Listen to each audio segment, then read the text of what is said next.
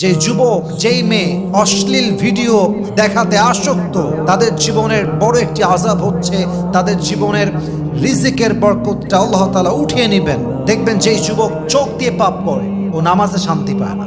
যেই যুবক চোখ দিয়ে অশ্লীল কাজ দেখে সেই যুবক কোরআন তেলাওয়াত করে স্বাদ পায় না। যেই যুবক চোখের পাপ করে সেই যুবক তাহাজ্জুদ পড়তে পারে না। যেই যুবক চোখ দিয়ে পাপ করে সে জিকিরের স্বাদ খুঁজে পায় না।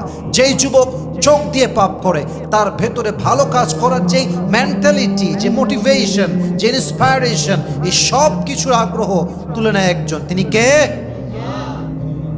চোখের পাপ যারা করে, চোখের পাপে যারা লিপ্ত থাকে, তাদের জীবনে আল্লাহ তাআলা ভয়ঙ্কর 5টি আযাব দেয়। যারা পর্নোগ্রাফির নেশায় আসক্ত, যারা মুভি দেখে দেখে অভ্যস্ত, যারা রাস্তাঘাট নারীর দিকে চোখ তুলে তাকালে আর চোখ নামাতে চায় না, চোখের পাপে এত পরিমাণ আসক্ত যা বলার ভাষা আমার কাছে নেই।